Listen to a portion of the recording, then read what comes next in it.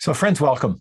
My name is Stephen Fetter. I'm the manager of the United Learning Program, and it is a delight and a privilege to be with you tonight and to have an opportunity to welcome you into this exciting program. We are thrilled and very excited to see how many of you have chosen to come and be a part of this program. And what an exciting program it is. So thank you. Thank you for giving us your time and your attention. Thank you for the homework that I know you're eager to do as well, and the opportunity to share your stories. It is an important conversation that we're kicking off tonight. And we're really, really pleased to be able to include you in the middle of that.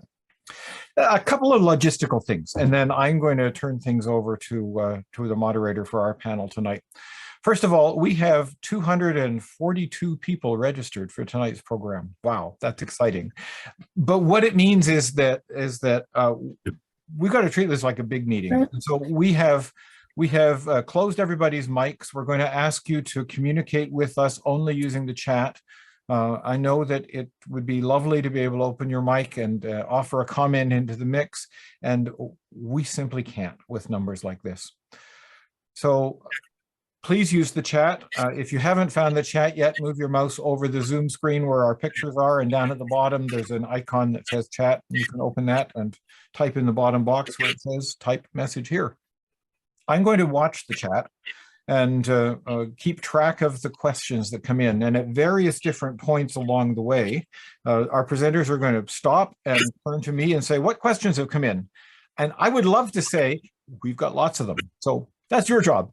Please make sure that there are lots for me to share with them when the time comes. And there will be several moments along the way when we do that. I should also tell you that if things get hot and heavy, the chat can really fly. Of course, you're welcome to read the chat, but if it's going too fast and you can't, don't panic, don't worry. That's my job.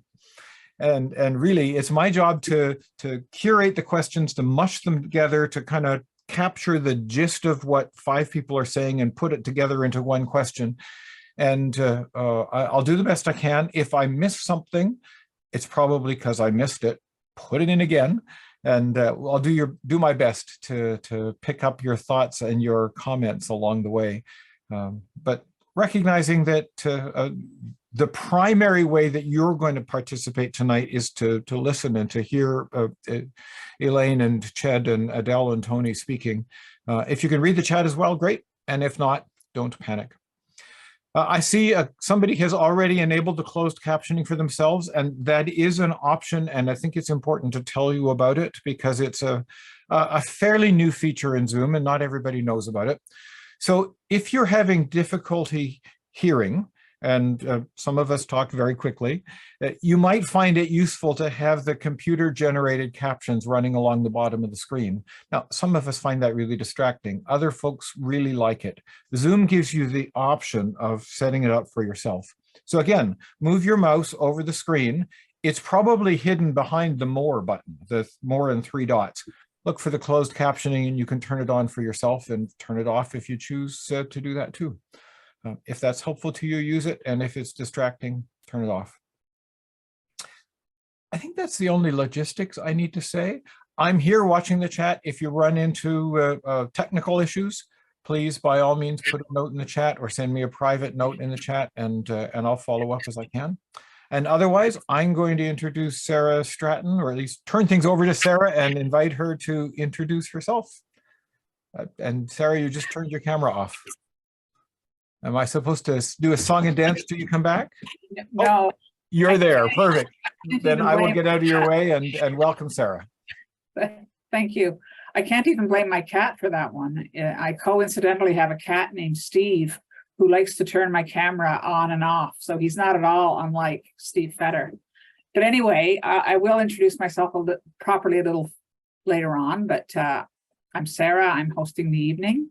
And I want to thank you all for coming. I also want to thank my friends and colleagues, well, they're all friends and colleagues, for being a part of this evening.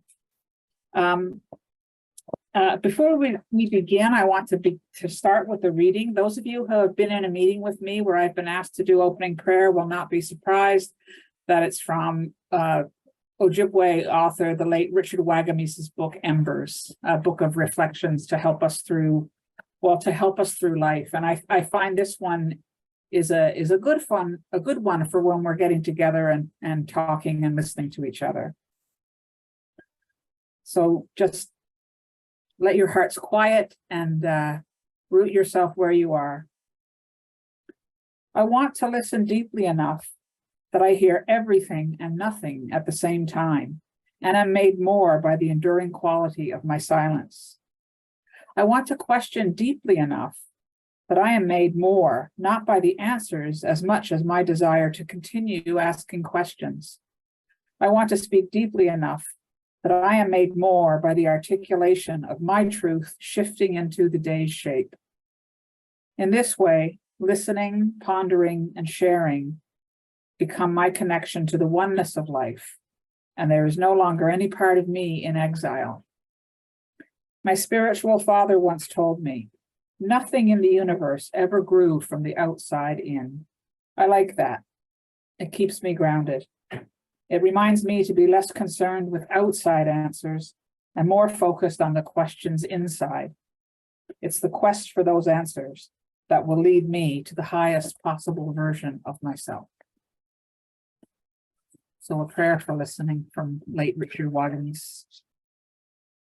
Now, when we gather, usually as the United Church and as ecumenical friends, we offer land acknowledgements. We often do that in the chat, and I'm going to ask you not to do that tonight.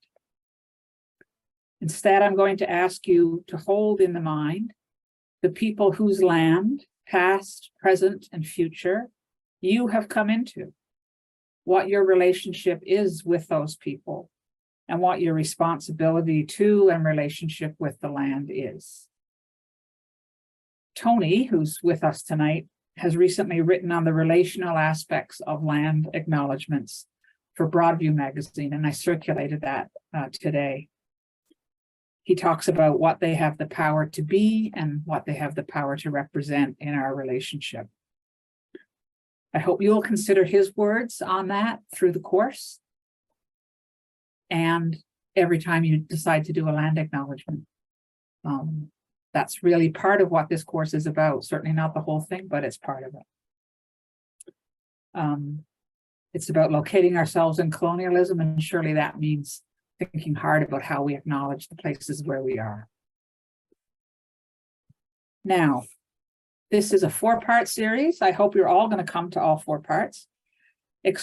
Inspired by Elaine Enns and Ched Meyer's book, Healing Haunted Histories, in which they look at family stories, both genealogy and geography, to see where and how they interact with colonization and how that does or can lead our discipleship. That's the journey we're going to be on together over this next while. Tonight, we're beginning with a panel conversation with Ched, Elaine, Tony, and Adele Halliday. Steve Fetter, as he mentioned, is going to be collecting your questions from the chat and bringing them forward to the panel after the discussion. We probably won't break for individual questions. We'll probably do one question and answer period after.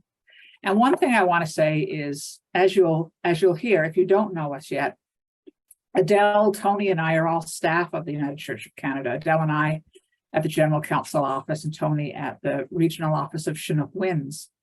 But we're not really talking to you as staff. We are telling you our own personal stories. And so tune your ears to hear it that way, as opposed to the party line from GCO or the party line from Chinook Winds, should there even be such a thing. We contemplated talking about the real story with Adele, Tony, and Sara, but we thought that was maybe a bit too racy even for the United Church. Next week, part 2, we're going to have a more in-depth discussion with Elaine and Ched about Healing Haunted Histories. They're going to lead you through some of the processes and some of the findings that they and learnings that they had in that. And we're going to encourage you to start or to continue investigating your own family story.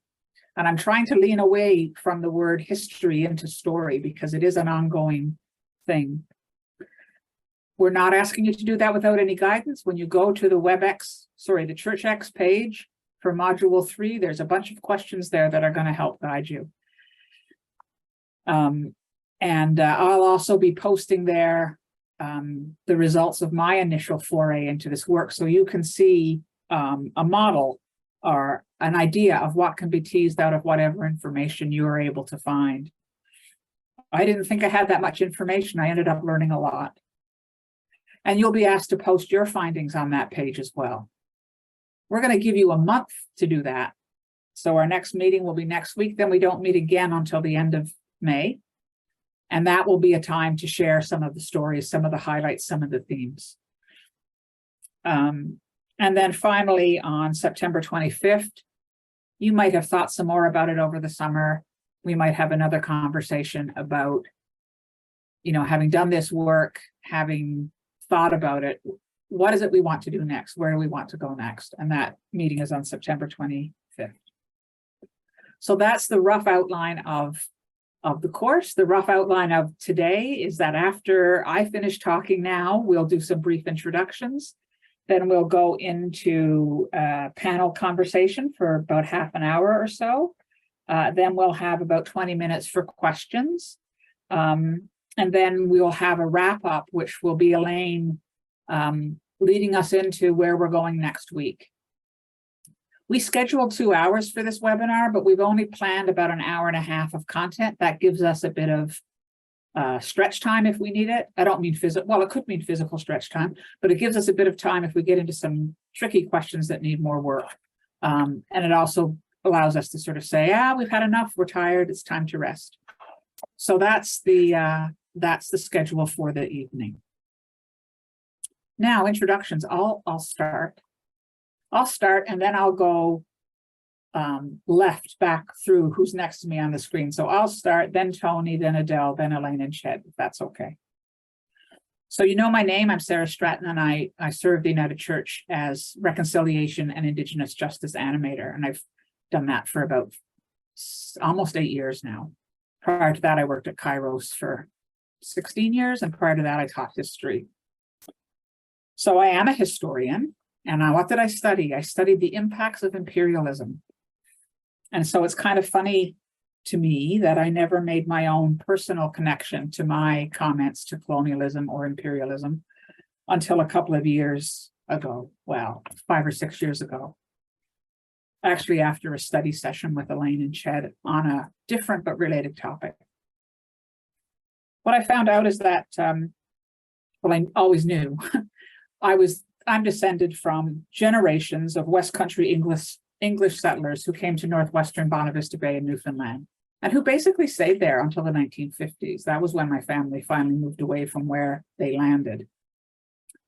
They came there as part of the English fishery, rather, which was in turn a crucial element of what's called the North Atlantic Trade Triangle, where fish, lumber, sugar, and human beings exchanged hands in a great imperial venture. That fishery and other industries like the lumber industry, which my grandfather was involved in, also displaced one of the indigenous peoples of Newfoundland, the Beothuk, and eventually led to their decimation and what is called their extinction. It also destroyed the North Atlantic cod ecosystem. So that's a big and heavy history to carry around. And maybe that's why I didn't carry it around. Maybe that's why I looked at it academically for so long. My ancestors worked hard in that system, and they were exploited in that system. But by the time of my parents' young adulthood, my family was moving to a place of middle-class privilege. And that's what I live now, a very comfortable life of middle-class privilege. And so my question is, and what I bring to this conversation tonight is, what do I owe for that? And how do I begin to repay it? I'll ask Tony now to make a few brief comments. Good afternoon, good evening. My name is Reverend Tony Snow. I come from the Stoney Nakoda First Nation west of Calgary. I am the Indigenous Minister for the Chinook Winds region and for the Pacific Mountain region as well, working with the United Church on works of reconciliation, working on different outreach to communities and building different relationships. This is a very important part of my work in working with the settler church and the various communities, working with those that are not from here and those that have a different connection to the land. And so this is an ongoing focus for the work of reconciliation, that we might learn to center ourselves in our story and relate that story to others and have some deep connection about who we are, not just what we are or where we come from, but some meaningful way of engaging with one another. So that has been the lifelong work of my family. My father, the late Dr. Reverend Chief John Snow, who was a ordained minister in the United Church, and the works of our family into the prehistory of United Church and some of the relationships we've had with the organized religion that comes into our area. And so there's a long history there of working and sharing and developing and seeking to understand one another through this presence of the settler within our midst. And looking at that now today in terms of those that do not identify as settlers, those that are new immigrants, newcomers, new other people that come to this land, and how do they fit in? How are they part of this story as well? I just want to thank you all for allowing us to present and to come and share today and answer questions. Thanks. Hello, everyone. It's good to be here together. My name is Adele Halliday. I use she, her pronouns, and I serve as the Anti-Racism and Equity Lead Staff at the General Counsel Office. I very much consider myself to be an anti-racist educator. Education runs through my veins, and I love teaching and facilitating. I also would say I'm a perpetual student. I'm always studying something. So after studying education, I studied theology, and now I'm back in school again, working towards my doctorate. And I more mention that because my area of studies is, yes, of course, anti-racism equity studies, but I'm also have a particular focus on anti-colonial and decolonial thought. So that weaves into some of the conversation today in terms of ongoing learnings, both academic but also personal for myself. I identify in many different ways. I could offer a long list, but I think what's most important for this conversation is that I identify as a Black person who was born in Canada and whose parents are from the Caribbean island of St. Kitts, a smaller island, but that's important, and I'll tell a bit about that story as well. And have lived and grown up in the Greater Toronto area. And an important note about St. Kitts is that it was a former British colony until relatively recently. So throughout this conversation today, I'll be weaving in a little bit around race and citizenship and a little bit of the history of immigration and migration.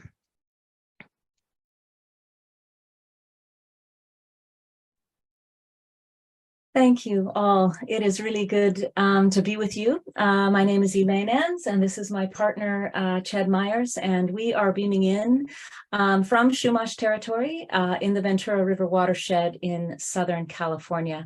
And we are delighted to be a part of this conversation. So thank you again for inviting us. I'll just introduce myself quickly with a story of two 13-year-old girls.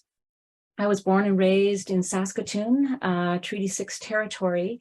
And when I was 13 years old, I interviewed my grandmother about what her life was like in Ukraine when she was 13 years old. So she began by talking about the abundance and the beauty of growing up near the Dnieper River. But as her narrative approached her later teenage years, she began to cry and could not continue. This had a huge impact on me because my grandmother was very much a joyful person. And so then in my later years, when I was much older, I realized that my grandparents' community had a lot of trauma, but there was mostly silence around it. Then when I was in college in Winnipeg, I was a volunteer with the Big Sisters, Little Sisters program. And my little sister was a Cree girl, and her name was also Elaine. I learned a lot of things from her, but two things specifically was one, how broken the criminal justice system was. And the other, and this was just inklings of this, I began to understand that my ancestors had benefited from and participated in displacing hers. Only the beginning of that understanding. But both of these experiences drove me into a vocation of restorative justice. And so I started, this was in 1989, with victim-offender dialogue, but soon realized that we were not addressing the larger systemic issues. And so in early 2000s, I transitioned my restorative justice focus to how could we work at applying restorative justice to heal and repair historical injustices. So there were lots of stepping stones on this journey. I'll just quickly say a few. One, in the early 2000s, was the privilege of working with the first Truth and Reconciliation Commission on US soil, which was in Greensboro, North Carolina. Then in 2010, I was able to visit my grandmother, the grandmother that I interviewed, her home in Ukraine, and learn the history and story of that place and Mennonite settlement there. And then in 2012, I began a DMIN program with St. Andrew's College in Saskatoon. And all of this work culminated in the writing, which became Healing Haunted Histories. I join the warm welcome. We're really impressed that so many folks around the United Church have tuned in. It's really lovely. Thanks to all the folks who put this together, this conversation. Elaine and I have curated for the last 25 years or so Bartimaeus Cooperative Ministries, whose mission is to try to work at the intersection of seminary, sanctuary, streets, and soil, to try to be intersectional in education, organizing, and advocacy. I'm a fifth-generation Californian. My father's great grandparents were, on his mother's side, were Francisco Mendoza, and who was from the Azores, and his Californio wife, meaning a Mexican Californian prior to American conquest of California, who had the very cool name of Inés Uñez Núñez. And it's really been this this part of my family that I've tried to track down, and the ambivalence and anomie of being Latino in California through the process of colonization. My dad used to say, as we traversed the terrain of California, you know, he would lament. He said, "My ancestors, they should have stole land instead of horses." And of course, he'd laugh, right? That's how oftentimes family stories are passed on, with good or bad humor. He said that so often, and I thought, wow, is that ever an ironic statement, since we all live on stolen land? So this project has provided me with the opportunity to try to understand that history and legacy of my ancestors' settlement and my own settlement and resettlement here in California, where there is not a single indigenous community that has a treaty relationship with the United States, through an awful long history of duplicity by the imperial U.S. government. So I look forward to this conversation with all y'all. Thanks, friends. So nice diversity of experience and opinion to emerge tonight, I think. Start with a softball question. Well, maybe you'll decide if it is or isn't.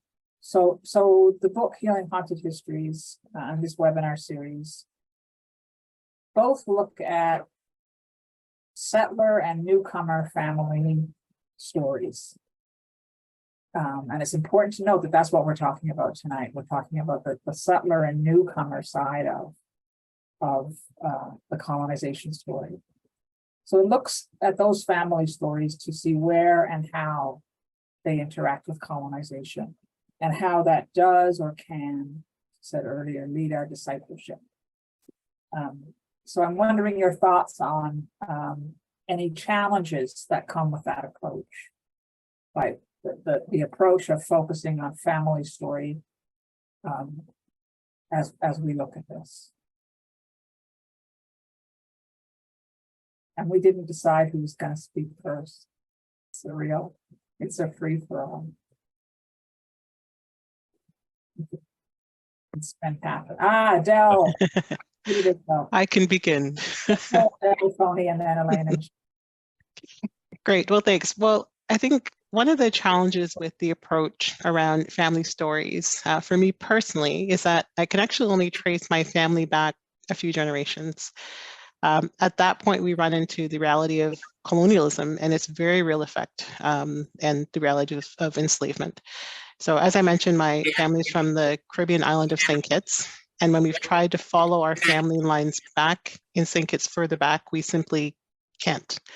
The story, the history, the stories, the records, memories are lost. They either weren't kept or they were told or untold, and they're untold in different ways. So of course we know we are the descendants of people who were enslaved and people who were forcibly brought from somewhere in the continent of Africa under the dual systems of capitalism and colonialism.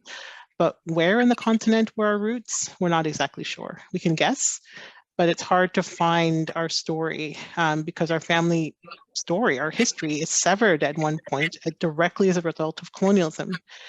So an aspect of our past is lost, and it's a painful reminder of a connectedness that was stolen from us, and that's very difficult to reclaim. I think as I think about Adele's response, I think that there's a similar loss of connection and of story within the Indigenous context where because of things like the residential school system and because of imposed systems of children being taken away in foster care systems or the 60s scoop, that there is a disconnection between part of our past and those that exist in our communities that may not have any idea or any tradition. So that is something that leaves us at a deficit if we are to understand who we are at this time. There are narratives coming from elders today and from communities today talking about their histories, but unless a lot of that is compiled and remembered, that there is a difficulty in bringing those relations to life in our immediate sphere. So in the 1960s, 1970s, my father began the Stony Education Cultural Project. And what he did was record the elders and record some of our history, some of the genealogies and some of the important events and stories of our people. And that became the repository of all the knowledge that was being passed on as those elders passed away. And as the information became degraded, either through loss of tape, loss of language for some of our people who couldn't speak the old tongue, there's a gap happening between how we remember and those stories and importance, how those are translated to the next generation. And so there is this similar idea of a loss and of a something that we cannot capture back, and something that we have to move forward in as we are building these new relationships.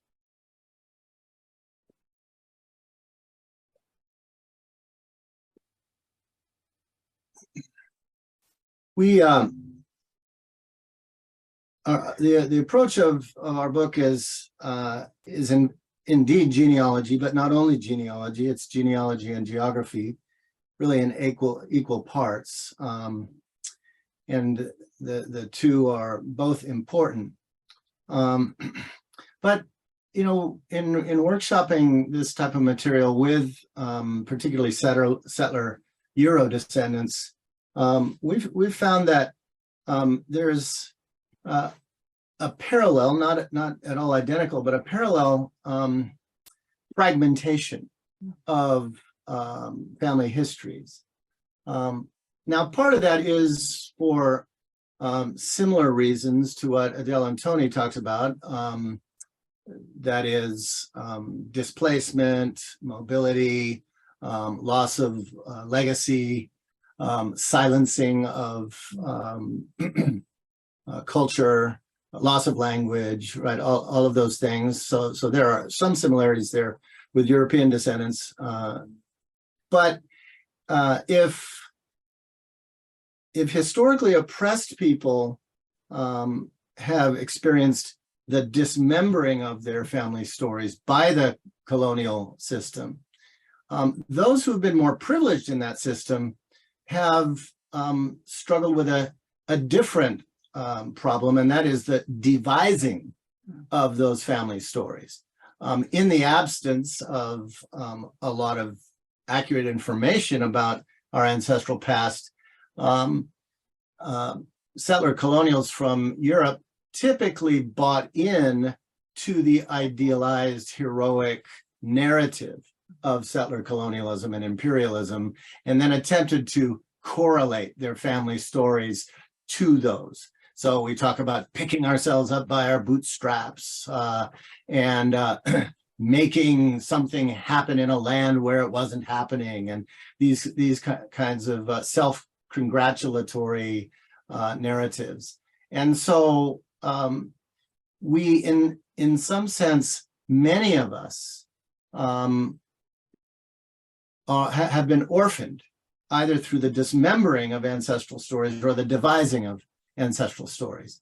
On the European settler side, those who can actually trace their genealogies as far back as, say, Matthew's gospel did for Jesus, 17 generations in the New Testament, it's usually with an eye toward tracing blue blood royalty, you know, that kind of thing. And I think Elaine's going to say more about that. So that's part of the devising.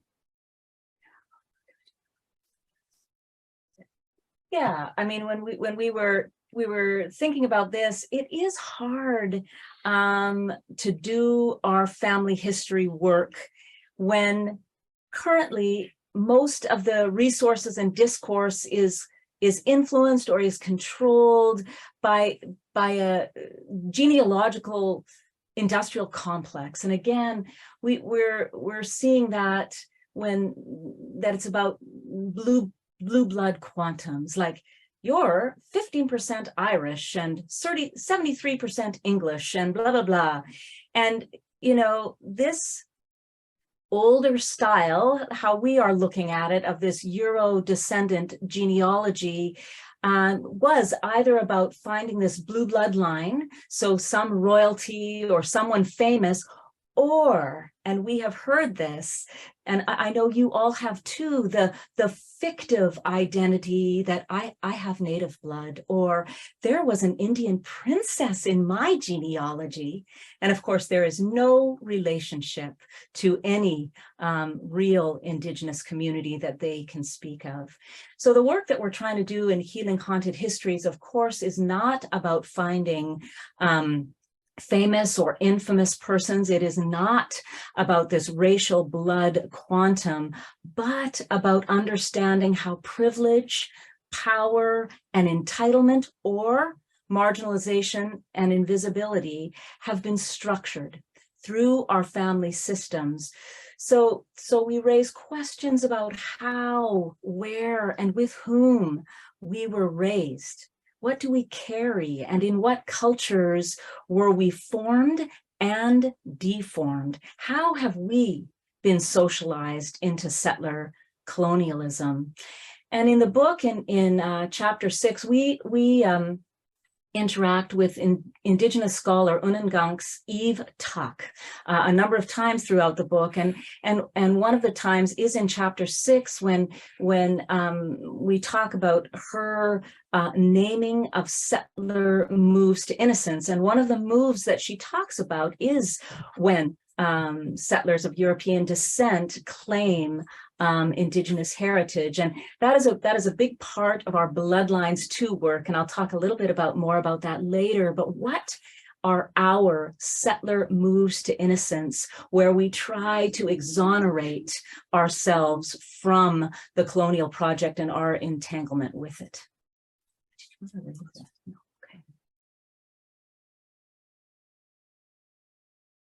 I think it's very, first of all, I want to apologize. That feedback was me. I didn't realize my microphone was still open. So my apologies for that.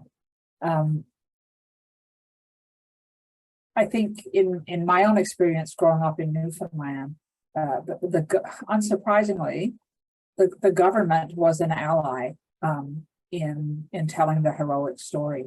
I went to public school in Newfoundland in the 1970s. And I was taught that there were no Indigenous people at all in Newfoundland, none. And there was a family that lived down the road from me that were Mi'kmaq. But that became the narrative, the official narrative of Newfoundland, was that the only Indigenous people who were here were the Beothuk. They were completely rendered extinct as a people. And there were no Indigenous people. That ignored Labrador, where there very clearly were Indigenous people, and it ignored significant Mi'kmaq population in southern Newfoundland and the west coast of Newfoundland, where I grew up. So these stories get told to support the colonial project, even in a post-colonial period, is my point. I'm just wondering if anyone wanted to comment on the point that Elaine brought up about race shifting. And we've had a number of really high profile cases here in Canada recently of people claiming indigeneity, it appears, in order to advance in their profession. And in fact, the most recent case was in Newfoundland. Is this an inherent side effect of us trying to look for this connection? We're making ourselves the hero, right? If we go in and find an Indigenous ancestor and claim from them 7 generations down. Thank you, Ruth, for your comment. Just wondered if anyone wanted to comment on that, or if we want to move I'll along. jump in. I think it's interesting. I think that in its way, it's misguided in terms of empathizing and rationalizing one's articulation of that space for those that are impacted and those that still live with these histories. And so I think that idea of the haunted histories is very prevalent to how we walk in this space, how we walk wounded in this space. And if you are not, or if you're projecting into that space, what are the intentionality around it? What are the ways in which that glosses over some of the impacts and finds keen resolution? Because in conscience, in good conscience, that isn't something that is understandable, and that we've had issues of that happening with other groups, where people who claim ancestry to Holocaust victims, who claim ancestry to other atrocities, and speaking through that is one way of projecting onto that stage and importance for oneself without ever having the actual experience of that. And so it is difficult to sort of get into that mindset of why would you do that? And what would that entail in terms of your understanding? Because then it becomes sort of the settler explaining to settlers what the problem is, what the issues are, and seeking solutions that are set in a particular frame. I know that when I went to the COP25 in Madrid, that I presented information along the lines of what the Indigenous Church had said around the impact of the church and the movements of the church to affect Indigenous people. So the line, "Nothing about us without us," resonated for the Indigenous population within the United Church. And when we see that deployed in other areas where they don't have the set relationship or a coming to terms through a Truth and Reconciliation Commission or the rights of Indigenous people in that particular country, it is very hard to implement "nothing about us without us." And so this fallacy that one person can take one solution from one place and apply it to another and find some common ground or balance is foolhardy in a way.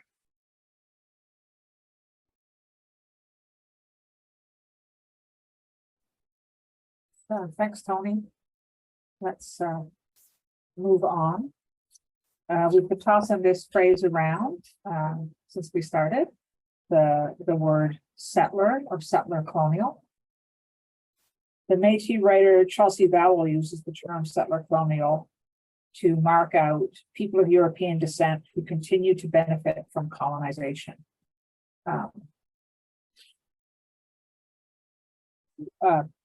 David Moskrop, who's a keen observer of Canadian politics, tried to explain this to Americans a couple of years ago in a column in the Washington Post that got a ton of currency. And he sort of took Vowell's idea and put it out there as, to be a settler is to be here now. It's not just your ancestors, it's you here today. It's you're benefiting from and recreating a system of colonialization through extraction, marginalization, abuse, and violence.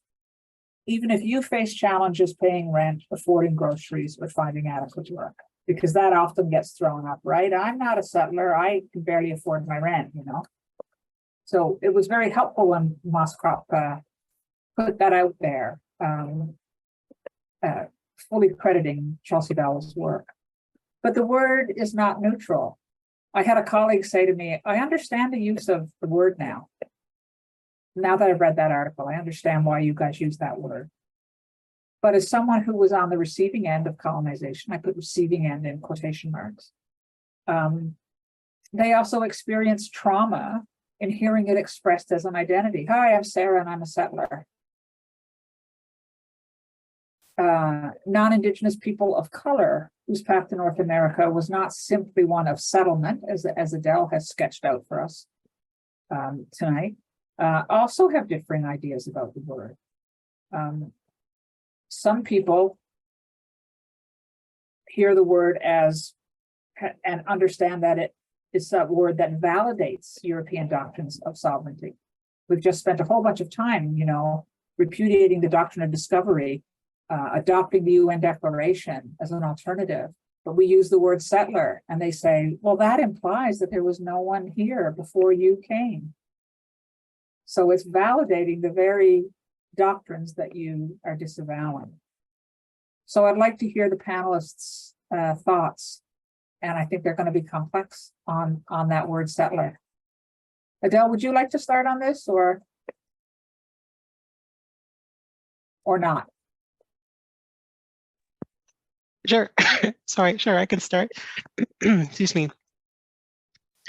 So, Sara, you muted? Yes, so as Sara mentioned, it's complicated and nuanced. So to answer the question around what settler colonial, complicated and nuanced. So first, I would say there's an increasing number of Black and racialized academic scholars, writers, many increasing number of people. There's a diversity of thought who would say that because of the particular history of enslavement and forced migration, that Black people and other racialized people who have a history of colonization cannot be named as settlers. So people would say there's a clear difference between people who were enslaved and people who were the enslavers. So we can't lump everybody into one giant category that's called settlers. So in thinking about this, the idea is that having a choice in one migration's history is an important aspect to consider. So the idea of settling came with choice. How can one be a settler if one didn't choose to settle here? Even if the path was an indirect one, even if at some point there was, a choice in the history, there's forced migration, there's enslavement, all of these things. So as well, people would say, I'm referencing a bunch of scholars all kind of mixed into this here, but people would say that, the term settler is linked to white colonialism and violence. And so settler colonials are people who either directly or indirectly through ancestry have had the power to move, to another land, occupy it, and impose their will and legalities on people who were already there, who were already in that land. So in naming this, I want to be really clear that I'm deeply aware of the colonial history of this land and its impact on Indigenous people. So in naming this complexity, it's not about dismissing the particular privileges that I have had as a non-Indigenous person who makes who makes a home on this land. It's also not about semantics or getting lost in naming, but names are important. And so I'm suggesting a different and more nuanced naming than settler colonialism, and that be a consideration for racialized migrants such as myself who are coming from colonized context, because as I said, names are important. So I said I was referencing a whole bunch of people. Let me name one specifically. This is George Day, DEI, who is a Black Ghanaian Canadian who has written extensively about anti-racism, decolonization, and anti-colonial thought. And he says that racialized people cannot be complicit in colonialism. So cannot be complicit. So hang on to that word complicity, because complicit is defined as the act of helping to commit a crime or doing wrong in some way. That's a definite dictionary definition. And in naming this, he offers this because he says Black and people of African descent and many other racialized people did not actually steal land from Indigenous people. It's not in our direct history or heritage, and therefore not criminals in that sense. So again, the nuance here. So he clarifies racialized people are not complicit, but are implicated. And because we're implicated, that means we still have very clear responsibilities to act, including being in solidarity. So I want to be clear, it's not about semantics around naming. It's not about shirking responsibility. It's really clear, there are clear responsibility. It's around the name settler colonial, which makes it complicated for people who have a history of forced migration to use that name in referencing ourselves. Thank you very much, Adele. I was writing it down. And I think people are asking, we are going to gather up references to these folks who we're talking about, and we will post them on the ChurchX page. We'll look into doing that starting tomorrow. So you will have reference to who these folks are. But I want to go back to the group who wants to pick up from that.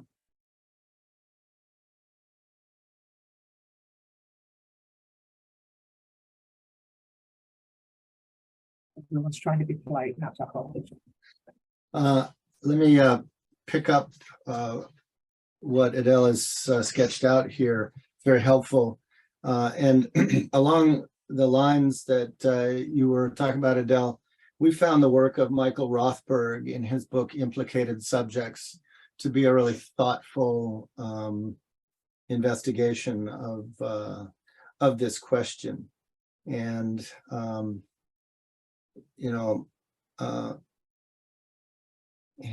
it's easy to essentialize history. There's lots of strands of class and race and gender woven throughout, and not everyone has the same story, but there are broad patterns which must be taken into account. Labels are notoriously or particularly,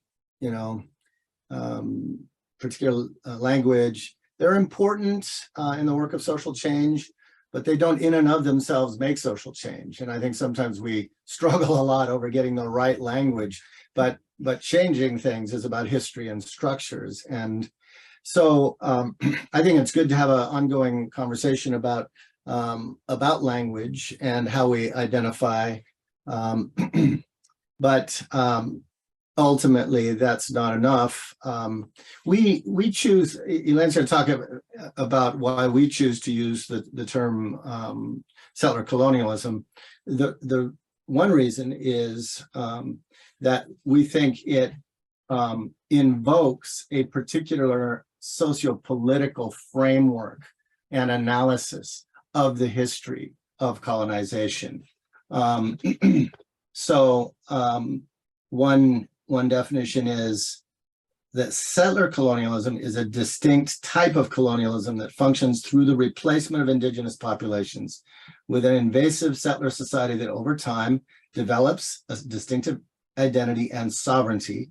So in this particular sociological analysis, settler colonial states include Canada, the US, Australia, South Africa, and we would add Israel, Palestine.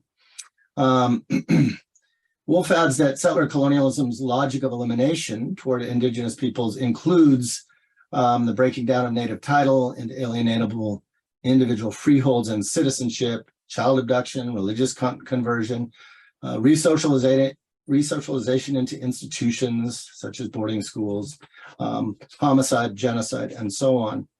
So in that sense, we're trying to map the inner and outer terrain of genealogy and geography, recognized that whether one's ancestry was privileged or disenfranchised or destroyed or a mix of that, all of that took place under the system of settler colonization as defined in those particular countries. So, so I think it's important, whatever language we find, it's important that we're constantly in correlating our subjective experience with the empirical historical system of settler colonialism as it's been expressed over 500 years now.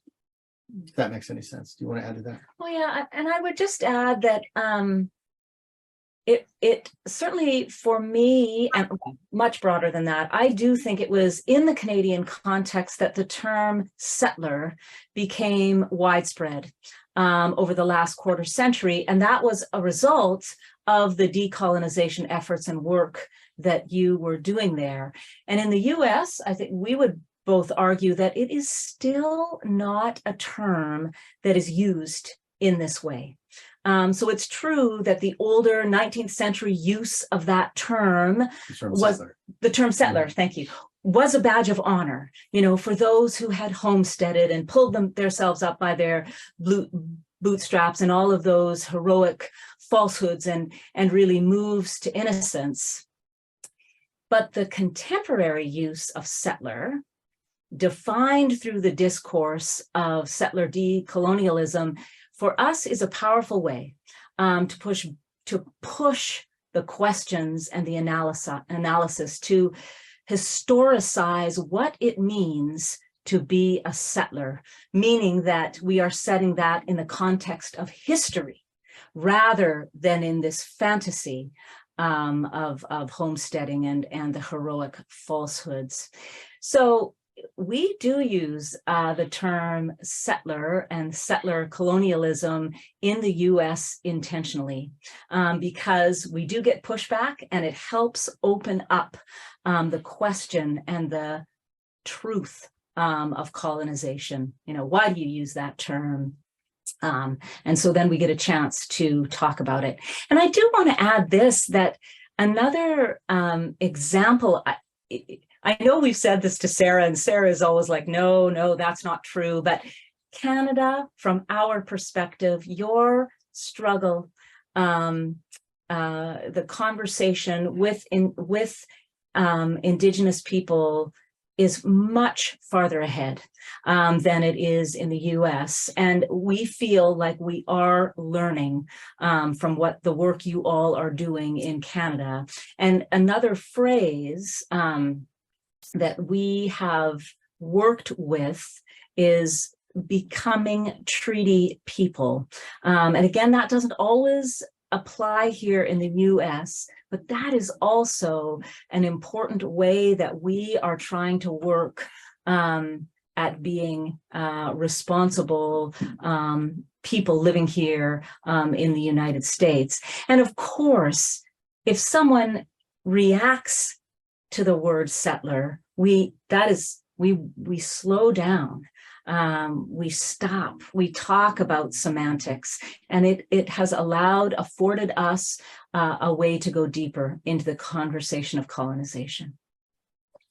I want to push back a tiny bit in a friendly way, because you're my friends. But the notion of the empirical that you mentioned, Chad, and sometimes I wonder if our emphasis on the empirical, what can be found in a document, what can be found in a book. This is one of the, this worship of the written word kind of thing is one of the markers of white supremacy, right? And we think that this is the way, this is the way that we understand history. And I was a political historian because I relied on documents. If I were going into my PhD right now, I would be a social historian, and I'd be looking at oral histories, for example, and different kinds of documents than I looked at. But I think if we are ahead, or if some of us in Canada are ahead in that conversation that you're talking about, Elaine, it's in part because we're learning to listen, to hear that there are other forms of truth than what we're used to citing as our forms of truth. So there are other forms of evidence that we have to use. And that's why, I think that the impact of language is how language is heard is so important. I will continue to call myself a settler colonial because I think that is what I am. But I'm going to have I hope I'm going to have a more sophisticated and generous understanding of the impact of my words. But I want to give Tony the last word on this question. Sure, thanks. And I want to thank Deb Anderson-Pratt for adding to the conversation in the chat. Reverend Deb Anderson-Pratt. I think one of the things around this idea of settler colonialism is that it's stuck within a particular context, and as you say, Sara, exudes this particular narrative around what these ideas are. And so one of the things we have to come to terms with in this is that these are not benevolent acts. These are hard-won confrontations that have taken many generations to build up to and to work through, and have had successive iterations from the government to work on different parts of this in ways that they try to take hold of that narrative. And it's been through the advocacy and through the activism of Indigenous leaders, and particularly Indigenous women who have taken on these issues. So in the United Church, we have elders like our late Elder Alberta Billy from the Webekai Nation, who brought forward the call for a apology from the United Church. And this triggered sort of this whole narrative around reconciliation for the time being in what is Canada. And that, I think, is missing in what we see from some of the work and activism in the States, and how that then gets interpreted into some of these political movements. So one of the things that came up during the Pope's visit was narratives from the US saying, well, does this apply to us too? And this idea that there can be transitions of this context, which is what I began talking about, is that taking one lesson and trying to apply it to another context is not always going to work, and that these things have to be worked through in a way that redefines the relationship and puts in place the needed barriers and the needed complications that will help to redefine what these, how these narratives get deployed and how they are defined, so that transposing notions is not a clean-cut parallel. When we think about colonization in context, we have a lot of work going on in theological schools around biblical and transhistorical definitions of the idea of decolonization within things like the life of Christ and the work in and scholarship around Roman imperialism. And so you start to have different elements of this idea of what it takes to be colonial, and when did these colonial contexts begin.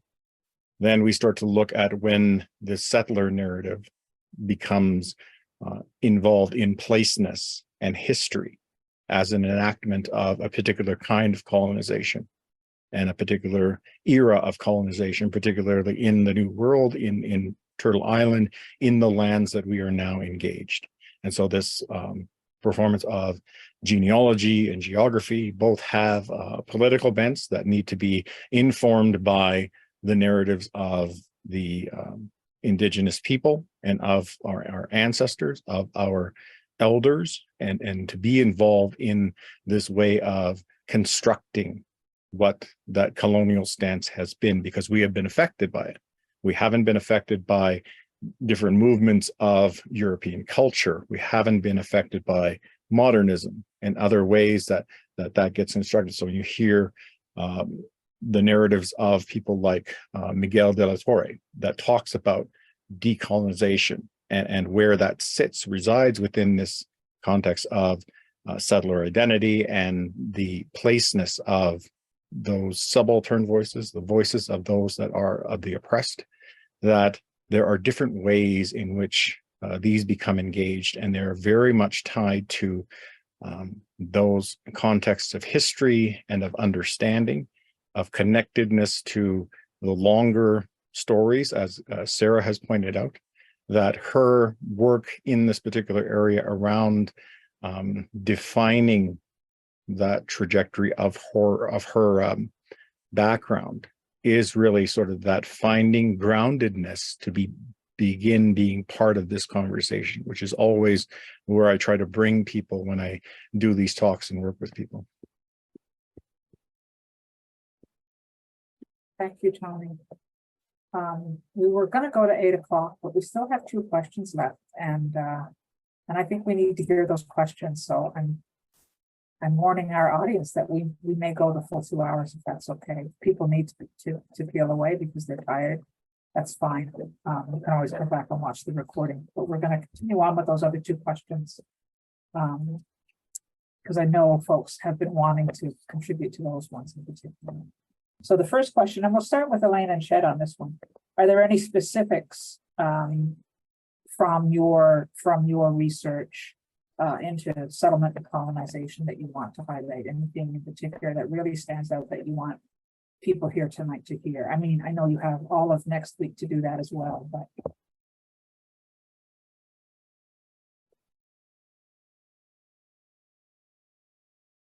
Yeah, maybe I would just highlight the backbone narrative of our book is my family and communal story. And it is, like Sara pointed you to her page of how she was trying to do this book. The narrative that runs through our book is me trying to do my work about what I've inherited. And, you know, all 4 of my grandparents and their co-religionists came to Canada, and they came as refugee settlers in the 1920s. 8,000 of them settled in Saskatchewan. Can you imagine the impact on the people living there? And so, of course, they settled literally next door to Cree communities. Now, they carried, my grandparents and the 8,000 they came with, they carried some trauma from the Russian Revolution. But my community was privileged. by the settler state, immediately granted reserve status land, which simultaneously continued to disenfranchise Indigenous communities. And they went on to prosper. While, of course, we know Indigenous communities continued to survive the harsh and violent realities of colonization. And this legacy has not been rectified.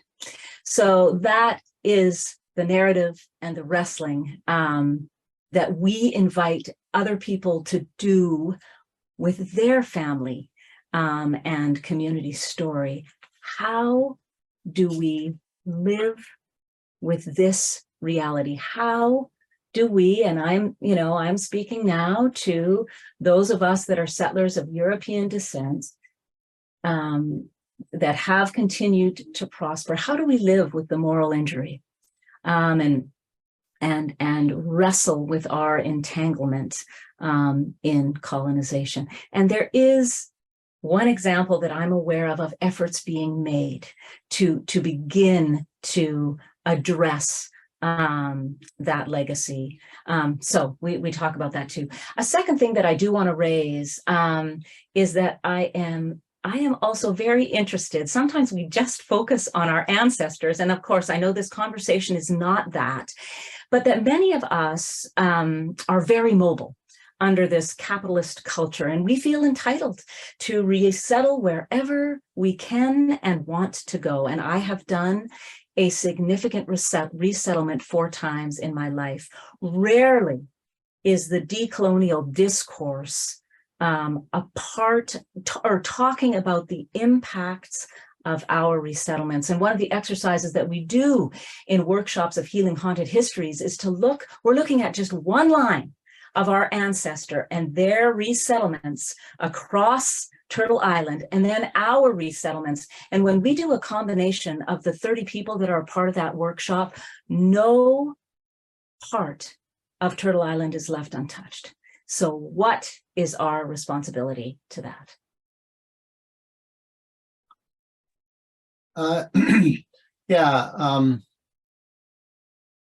think what we're trying to experiment with in this project is a mix between social history, where we are trying to understand how we carry the story, as Sara put it, or don't, and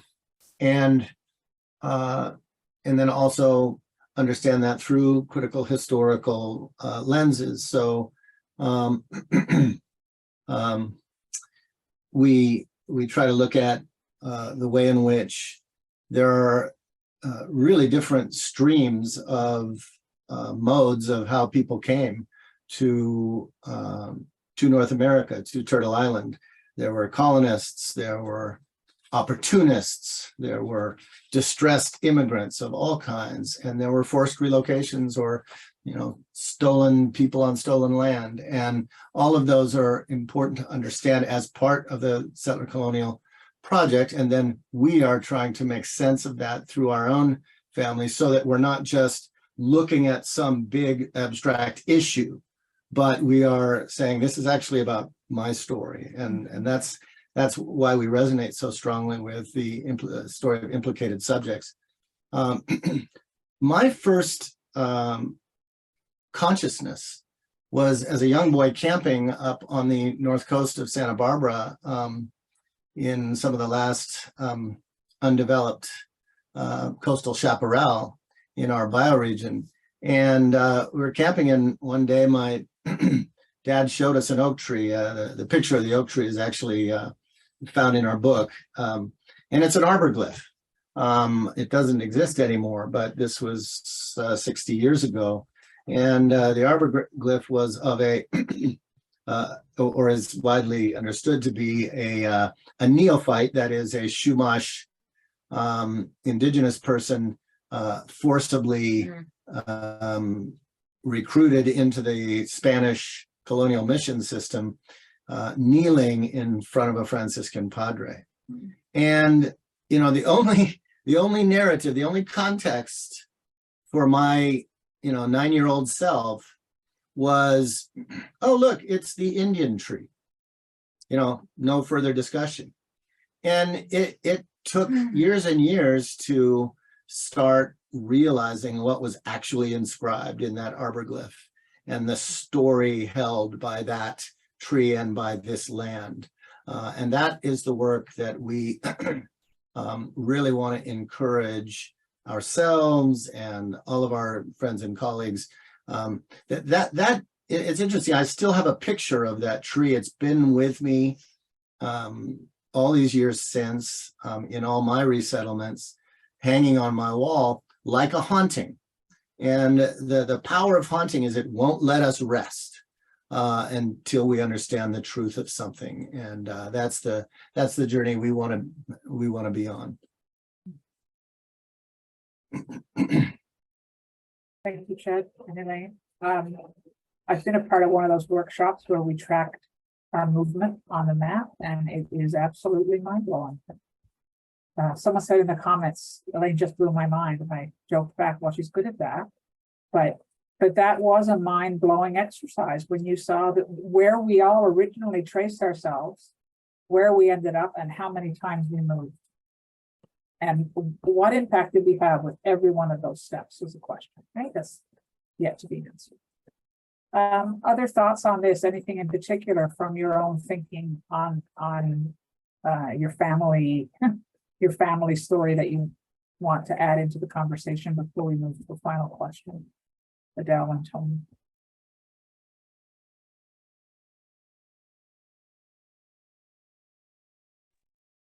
I'll jump in. Adele seems to be going first every time, so I'll jump in.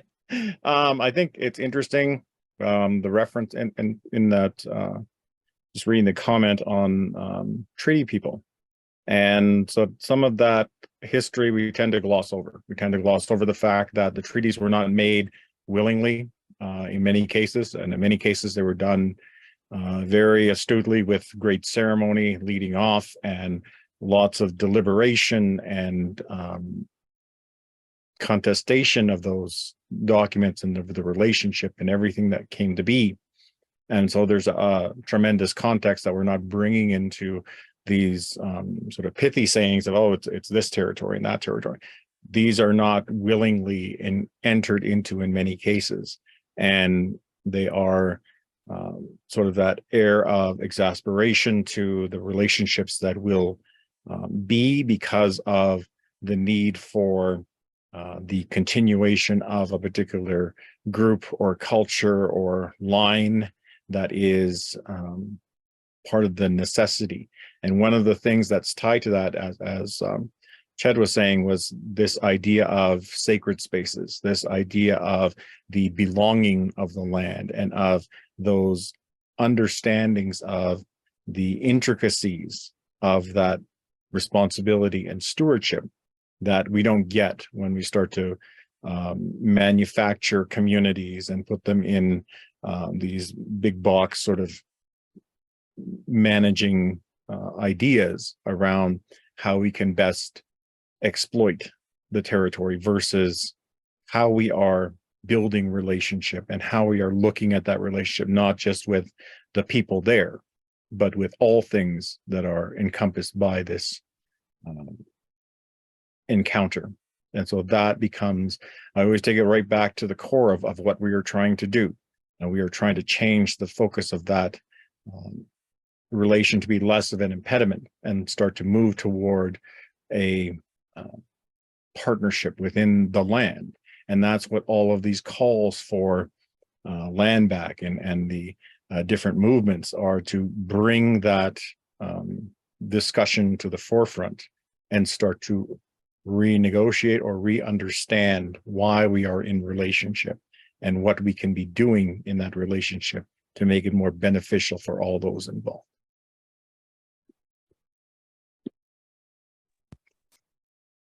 Thank you. So a few thoughts about land. I'll talk a bit more about relationship a little bit later as well. But in terms of land, I just want to take a bit of a journey backwards to the place that I traditionally call home, which is St. Kitts. And the full and legal name of the island of St. Kitts is Saint Christopher, which was named after the explorer Christopher Columbus. And I name this just to remind ourselves of how deeply colonialism is woven into our current, our present and past, to the point where the name of an island, the name of a nation is named after the explorer. And I've always been irritated about this, that this was forced upon the nation and that it's a constant reminder of a mark of colonialism, as if we could forget, but, it's a constant reminder. And so, yes, we use the shortened form St. Kitts, but in our minds, we really know that this is built into the place that some of us call home. And so even my very initial reflections on colonialism, like years ago, were wrapped up in my experiences and understanding of what it means to be a nation, and what it means to be a nation state, and the ongoing impositions of colonial names and places. And how does one struggle to find one's true identity and indigeneity? I'm saying indigeneity as a broader term in terms of how do you find your true and authentic self when colonial rulers have left a country, but not the legacy.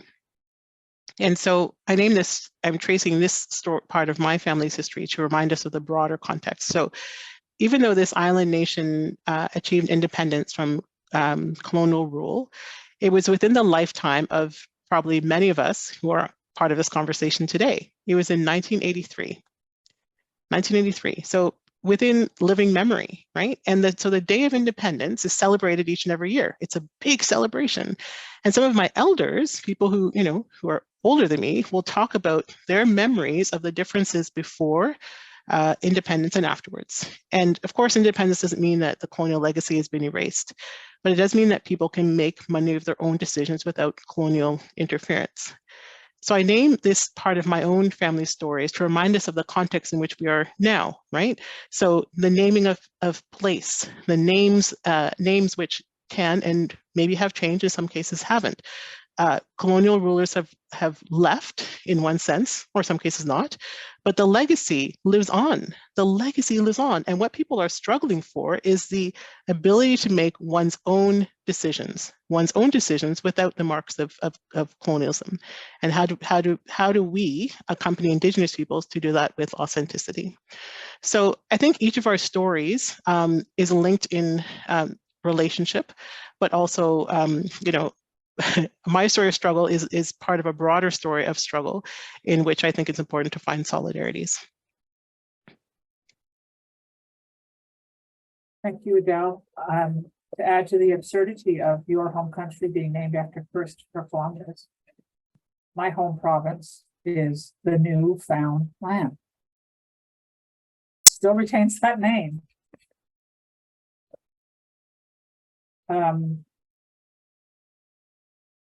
Final question, and it's really bouncing off the last sentence that you spoke to, Adele. How do you see this process that I feel like some of us are just beginning tonight, some of us are partway down the path, some of us are further down the path. This process of placing our settler or newcomer selves in colonization. How do you think it, feeling a bit smug about Saskatchewan, thank you, Kit. How do you see this process shaping solidarity and activism? We frequently talk about being stuck. I know our American relations look to us with envy for where we are in the process, but we sometimes feel very stuck where we are. And I would say there's a lot of Canadians who feel very comfortable where we are because they don't feel we have to move very far. What could something like this do to help that agenda of reconciliation or reparation? Welcome your thoughts on that, and then we'll go to questions.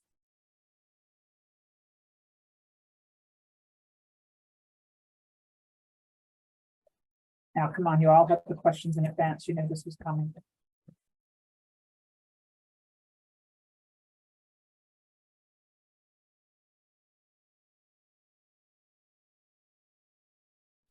All right. Well, I guess we got to enter the fray and say, California Yeah. is a name that comes from a medieval romance novel about a place that didn't exist. So I don't know what that means, but it's equally fraught. Again, just to come back to the notion of animating and mobilizing implicated subjects, the approach we're trying for in this book is to move toward practices of restorative solidarity. And we've noticed as lifetime activists that a lot of activists are like to jump on other people's issues without necessarily doing their own work, and being heroically in solidarity and white saviorism and all the rest of it. And so the approach we're taking is trying to allow, trying to say we've got to do this work in a sense from the inside out, but we can't stay on the inside. We've got to move into real work. We understand that this is an intergenerational struggle, but really only folks who are in it for their own liberation ultimately are going to be in the work long term. So we hope that this is the work of mutual liberation moving forward. And I do want to just say, we know that the discourse of reconciliation is highly fraught in Canada and in the US. Some folks think that the discourse of reconciliation is dead, it's too compromised, it's too sentimentalized. We understand all of that.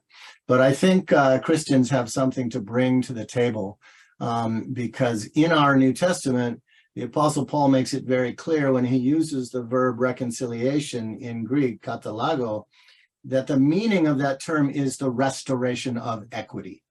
That's what reconciliation means. And so we've got to work to break through the sentimentalizing of reconciliation, particularly in white settler communities, and really return to that root. This is about the restoration of equity. Yeah.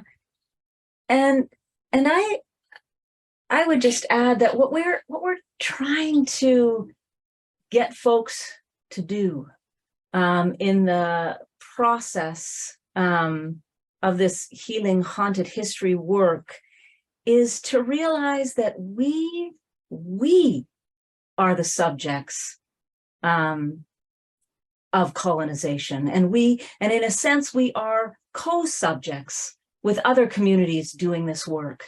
So wrestling with our entanglements in colonization and our historic and current moral injury. And moral injury is recognizing and sometimes being blind to, but knowing it in our bones that we are participating in something that is wrong, in something that is causing harm and violence. So there's this whole new field of study, intergenerational trauma. The trauma study field is exploding, but there is also this piece called moral injury, and it is related but different to PITS. PITS is the research that's being done, perpetrator-induced trauma syndrome. So that is soldiers that have killed people, police officers, the trauma that results from that. Moral injury is a new field of study related, but I'm curious about that because my ancestors participated in disenfranchising Indigenous peoples. It is unmistakable. In the prairies in Saskatchewan, I am benefiting and I'm participating in a system of colonization, colonialism, and the benefits of that. The Healing Haunted Histories approach, the power of the approach is to wrestle with those entanglements so that we can get to healing together. And of course, we cannot heal unless and until we usher in, or this process ushers in, a robust and long-term partnerships, relationships, restorative solidarity, reparations, etc. Thank you, Elaine. Tony and Adele?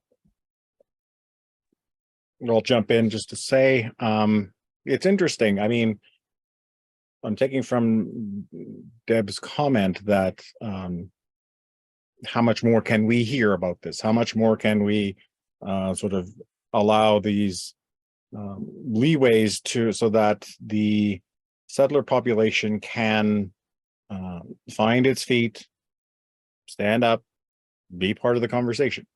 And so when you talk, Elaine, about the idea of healing, of the moral injury, of the perpetrator context, part of that to me is this. Yes, this is the work of the settler church to try to, or the settler community and people who identify with that, to try to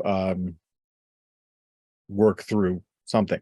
And for me, when I always go back to the Sunday morning in the pews and everybody putting on their Sunday finery to present the best image of themselves. And so this becomes more of the avatar of the person sitting there, and all of their social secrets and shortcomings are all sort of behind that filter. And all they project is this confidence in the moral security of the way in which they are participating in community life and spirituality, and the filter is, I think, a construct that helps to facilitate that hiding and shielding of the moral injury and of the internal sort of struggle that's going on. And that when we talk about these particular issues, and when I think about the way that this history is constructed in Sara's case, talking about sort of that acceptance and honoring of those difficult parts of her history, and the elements that were things that are uncomfortable or going against the person's belief today and being present now, that a lot of this work is just bringing us to the precipice of the table. And that from there is where we start to engage in the work of relationship and of building. But we can't get there if we're sort of the avatar with the hood over our head, in a way, and to present ourselves in a way that is comfortable and secure in that we are not being put at risk. Whereas I think a lot of the Indigenous people, especially those who went through the residential school tribunals and giving testimony, were laying bare and opening old wounds and presenting stuff in order that the facilitators and adjudicators would begin to understand what that meant and how to assess. So this gives more tool for that person. And a lot of those people received gifts, received honorary titles and things, and later would show up at meetings. And I'm sort of had to remind them that you are bestowed this as a responsibility, that in these spaces you stand up and you talk to your community, your society, in a way that speaks from the information that you have been given.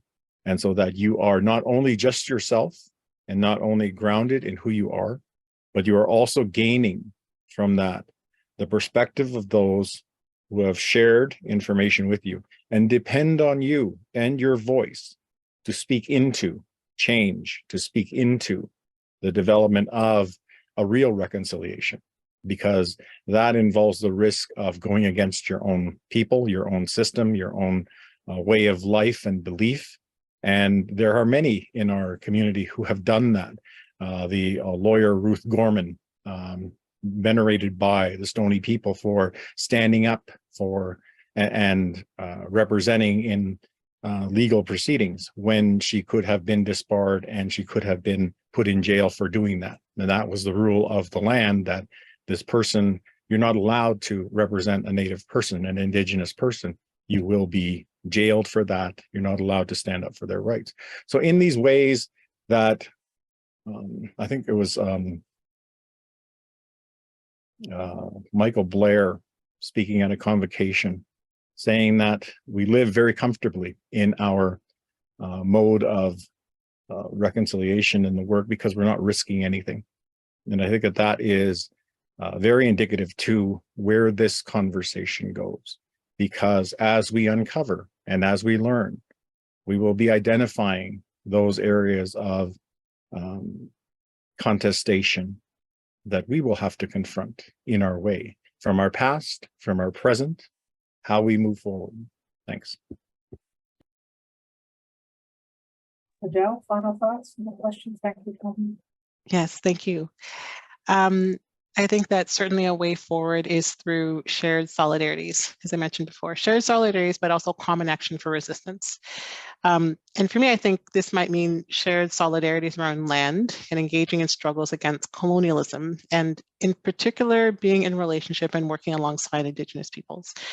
To do this, I think we might need to risk being our authentic selves and willing to be vulnerable.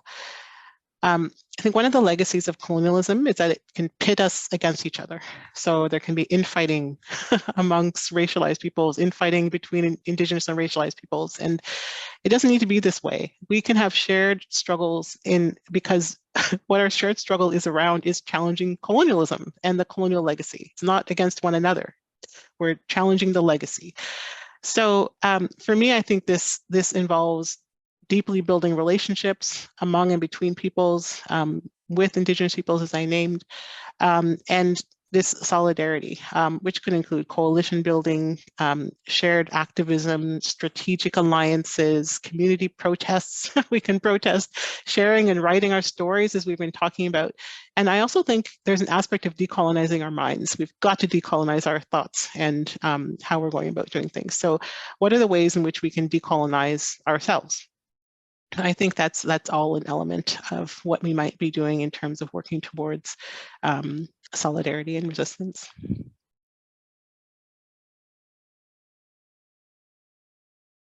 Thank you. I'll be rereading I'll be reviewing this section in particular, because I think there's a lot of richness here of why we came. So we're not done, but I do want to thank you for the contributions to this panel. I think you've made a really rich conversation. You've given us lots to think about. And I'm going to ask Stephen if there are some questions, maybe one or two. I don't think we want to do more than 15 minutes on questions because we want Elaine to have a couple of minutes to speak before we close out. Sure. So I would say there aren't exactly questions in the chat that need to come to the panelists. The things that have been coming up in the chat are really people engaging with what you're saying and sort of building on it, sharing bits and pieces of their own personal family history, sort of comments and celebrations, but I'm not sure that there's anything here that we really need to sort of bring to everybody's attention. But folks, if you've got a comment that you'd like to hear the panelists address, now would be the time to put it in.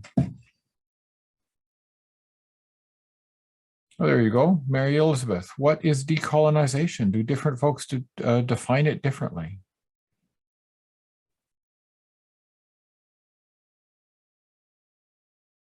I think white people define it very differently than Indigenous people and racialized people. Adele and Tony and I are all smiling at that because we're all involved in a committee that is trying to figure out how it can decolonize its work. And we have lots of agendas that guide us through that process of trying to decolonize. And I think at the last meeting, someone said, I think we just need to get rid of the agendas. Like that's the first thing, because we're doing everything in this committee. We're trying to do decolonizing anti-racist work, and we're doing it within a very colonized paradigm. And we know we're doing it. We're not unintelligent people on the issue, but we keep doing the same thing over and over again because it is breaking down a mindset. That's how I personally understand decolonization, is breaking down a mindset and giving up this sense that I have the control as someone of European descent. I have the right to control an agenda. I have the right to control a discourse. It's really about that level. For me, it's about that level of change here, and then that impacts how I act in the world. I can offer a few thoughts. Yes, I do think different people define it differently. Elaine had mentioned Eve Tuck earlier, and Eve Tuck, along with Wayne Yang, wrote an excellent article called "Decolonization is Not a Metaphor." And in that article, we'll include it in the resource section. One of the things that they talk about is that decolonization for Indigenous people, must involve repatriation of land.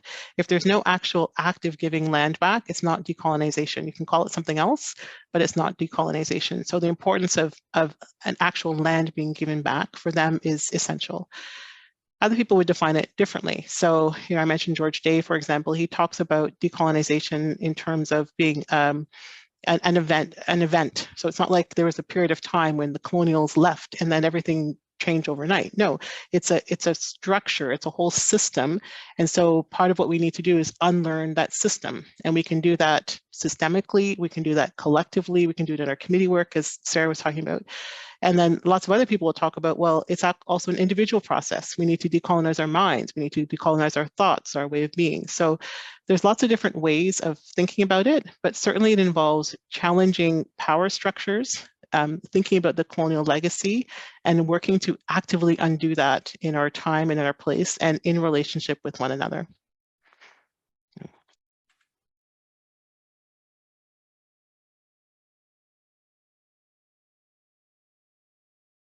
Anybody else want to add to that? I think just to kind of complete that, one of the things is that we've seen colonialism in various forms throughout history, and that the mode that we are currently engaged in for the work of decolonization has a particular structure and relation to power. And this is part of the context is built around belief and religious authority and the assimilation process, because that hasn't always been the case. It's been the case within Christianity as a religion to try to work towards sort of the one God principle and the assimilation of others into the one faith system. But we haven't seen that in a broad scale the way that we have in North America, where there's more of a theocratic bent to impose one system on the Indigenous people, even though that system may not have been readily imposed upon others. There are instances of Ukrainian and Russian people being put through the same ringer of assimilation process that the Indigenous people were, but there is a difference between how other groups, French or Italian or other first world bodies, are being brought into the fold of what became Canada. And so the enterprise of colonization had a particular impact and trajectory, an inflection point on the Indigenous communities. And so as we work toward reconciliation, it is the redress of that particular impact that we are starting to assess our relation to all others that are in this space. So in the United Church, we have in 1988 the acceptance of and the willingness to have people of LGBTQ persuasion to be part of the ministry and to be part of the laity. And so that had a particular trajectory and because it's coming from an institutional authority, didn't necessarily say, okay, we are now going to change the way that we look at that from family perspectives, from relational perspectives, and how we change into that. So you have a number of different communities that are calling themselves, affirming that may or may not be in their heart doing that work, but merely putting on the placards or the putting up the flag or that sort of thing. And it is this practice of how we step into these unique problems that we then start to look at, okay, how do we say that we are living out reconciliation? How are we doing that work since 2015, since the calls to action came out? And you have people like Murray Sinclair saying there is no movement on those calls to action and what's being implemented for the community. So how do we move that in a generational way, in a immediate way? How are we changing our focus to meet that challenge of decolonization and what that will mean moving into this next phase of the society that will become much more multicultural, much more multi-ethnic and interfaith, and what is that going to look like for the future? I think we should just turn things back over to you, Sara. This has been so rich. I mean, we could. There's a couple of other questions that I think we could push on, but you wanted to save some time for Elaine, so I think we should do that.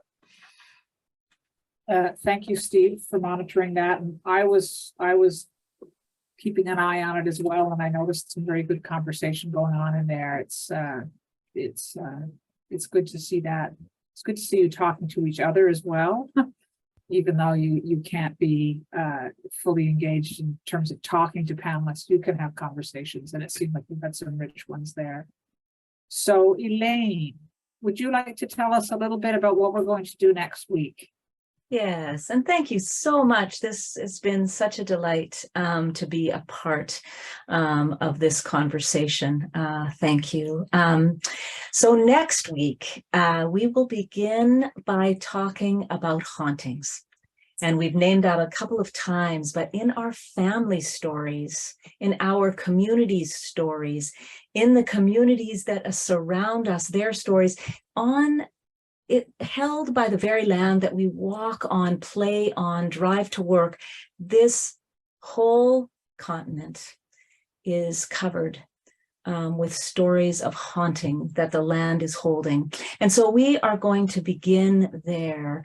We'll begin with a quote from sociologist Avery Gordon, because she is asserting that haunting is a constituent element of modern social life through which repressed or unresolved social violence makes itself known in everyday life, especially when they are supposedly over and done with slavery, for instance, or when their oppressive nature is continuously denied. And so that's why we are attracted to this framework of haunting, because it is by listening to these hauntings and surfacing them that we realize the facade of settler prosperity is not the true story, and the myths that we've been handed down in our family. Then we're going to turn to the model that Ched and I have developed for this discipleship of decolonization. And this is the work of researching and probing our family and communal histories, tracing and analyzing place, people, and spirit. And we call this landlines, bloodlines, and songlines. Landlines, and if you have the book in front of you, the simple model is on page 10, but that is past and present places of inhabitation. So this is our ancestors, but also our own. What is the history and current reality of Indigenous peoples in the places where our ancestors settled and where we currently lived, and what is the impact of all of these settlements? Bloodlines explores questions of what we have inherited biologically and psychically. So it includes what we were born into, our place, our racial, ethnic, and gender formation and deformation, social status, cultural traditions, how we were taught to be a part of our family and community. And then it also includes how we or our ancestors assimilated into whiteness, and the moves to innocence that we struggle with in the face of the violence that we've participated in and our moral injury. And then songlines are the liberative traditions that inspire practices of justice and compassion, those of our ancestors, if we can find them, but then the ones that we have developed or that we have inherited that sustain us in this work of restorative solidarity, for reparations and repatriation. And so we will look at the practical steps of that. So we are going to try and engage this large audience. We'll do some online polls and we'll have some discussion together. So if you can, please get a copy of Healing Haunted Histories and start reading a little bit and doing a bit of your own family research before we gather next week. And we really look forward to the continuing conversation that we are going to have together. Thank you again. Oh, there it is. There it is. Yeah. In Canada, actually, Common Word. We should have had this, commonword.org. I don't know, Sarah, if you've also been able. Through the United Church. Oh, you are. Please go ahead. Tell folks. There's a 20% discount on it at the United Church bookstore, linked to this course. So you can also support Common Word if you're closer, but if you are able to get it from UCRD, please do that. There is a link to that on the Church X course page. And we encourage you to buy in bulk, because the shipping of 5 copies is almost the same price as the shipping of 1. So if you have 4 other neighbors who would like to buy a copy of the book too, order 5 and share the shipping cost. The books, we get complaints about the shipping cost all the time, and the bookstore just passes on what Canada Post charges. That's the nature of the beast. But there you go. Michael has bought 4 and given away 3. I love it. It's also available on Kindle, sadly not through the United Church bookstore, so we can't give you a discount on that. But there are EPUB versions. I saw them on Amazon and also at Chapters Indigo. So that is possible. And your authors do, I believe, receive royalties on electronic versions. Oh gosh, yes. Yep. You're The not. reason that electronic copies are cheaper is because you're not paying for printing and shipping and warehousing. But the publishers and the authors, the editors, all of those folks still get their cut. Absolutely. And all of the minimal proceeds from this project are going toward local decolonization efforts. Yeah. But 2 cents a copy, right? Yeah. Yeah. I want to do a shout out to Saskatoon Public Library, I think it is. Kit says they have 2 copies. I'm going to talk to my partner who works for the Toronto Public Library and see if we can get some copies in the Toronto Public Library. I think I should have done that before. Anyway, Elaine, is that a sufficient introduction? Yes, I think so. Do you want to add anything? Thank you. Yes. I have just a couple of words of gratitude to share from Richard Wagon. But before I do that, serious thanks to my colleague Adele, who helped me figure out this venture, to Ched and Elaine for being here, to Steve for holding the technical side of things. When I saw how big it was, I started to freak out. And he just said, "Oh, I'll be there. I'll take care of that." So we appreciated that. Thanks also to Tony, who had to leave for another meeting. Tony, I think, is officially the busiest United Church minister in Canada. So he actually, I'm glad he could stay as late as he could, but he had to zoom out to another meeting. But he hopes to be back with us next week as well for the discussion. So thank you all for that and for everything that was shared. Richard Wagamese does a dialogue with an old woman in his book. And this is one of their short dialogues. He asks, "Why am I alive?" And the old woman says, "Because everything else is." He says, "No, I mean the purpose."